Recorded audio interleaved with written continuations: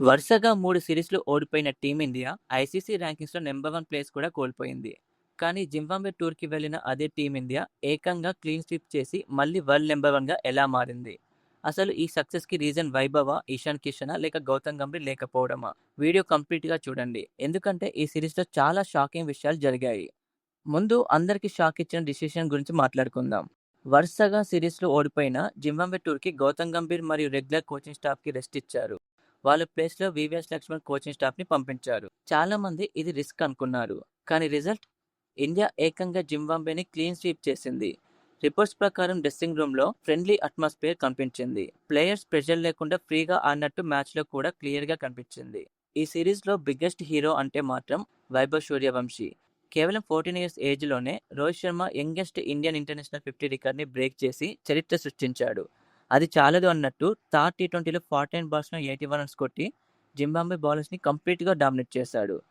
Result player of the match మరియు player of the series కూడా వచ్చింది. ఇషాన్ కిషన్ ఏ మ్యాచ్లో కూడా అస్సలు నిరుత్సాహపరచలేదు. సెకండ్ టీ20లో 81 రన్స్ కొట్టి ప్లేయర్ ఆఫ్ ద మ్యాచ్ గెలిచాడు. ఈ పర్ఫార్మెన్సెస్‌తో తను ఎందుకు టీ20 నెంబర్ 1 బ్యాటరో మరోసారి ప్రూవ్ చేసుకున్నాడు. తిలక్ వర్మ గురించి మాట్లాడాలి అంటే చాలా మంది తిలక్ స్లో ప్లేయర్ అని క్రిటిసైజ్ చేస్తారు. కానీ సెకండ్ టీ20లో కేవలం 29 బాల్స్‌లోనే 60 రన్స్ చేసి 200 స్ట్రైక్ రేట్‌తో ఆ క్రిటిసిజంకి బ్యాట్‌తో ఆన్సర్ ఇచ్చాడు.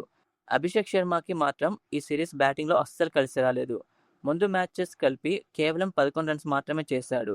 కానీ ట్విస్ట్ ఏంటంటే సెకండ్ టీ20లో బౌలింగ్ చేస్తూ ఏకంగా 3 వికెట్స్ తీసుకొని బ్యాటింగ్ ఫెయిల్యూర్‌ని కొంత బౌలింగ్‌తో కంపెన్సేట్ చేశాడు. బ్యాటర్స్ డామినేట్ చేసినా సిరీస్‌ని కంప్లీట్ చేసింది మాత్రం బౌలర్సే.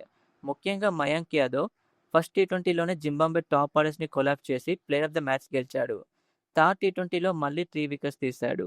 ప్రిన్స్ యాదవ్ కూడా 2 మ్యాచెస్‌లో 2 సార్లు 2 వికెట్స్ తీసుకొని ఇంప్రెసివ్ పర్ఫార్మెన్స్ ఇచ్చాడు.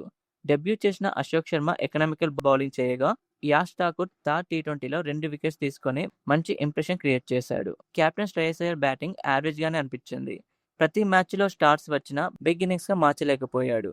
కానీ కెప్టెన్‌గా యంగ్స్టర్స్‌ని హ్యాండిల్ చేసిన విధానం, రొటేషన్, ఫ్రీడమ్ ఇవ్వడం సిరీస్ విక్టరీలో ఇంపార్టెంట్ రోల్ ప్లే చేశాయి. ఫైనల్‌గా ఈ సిరీస్ విక్టరీతో ఇండియా ఐసీసీ టీ20 ర్యాంకింగ్స్‌లో ఇంగ్లాండ్‌ని వెనక్కి నెట్టి మళ్లీ వరల్డ్ నంబర్ 1 ప్లేస్‌ని సొంతం చేసుకుంది. వరుసగా 3 సిరీస్ డిఫీట్స్ తర్వాత ఇలాంటి స్ట్రాంగ్ కమ్‌బ్యాక్ చేయడం టీమిండియా కాన్ఫిడెన్స్‌ని మరోసారి ప్రూవ్ చేస్తుంది.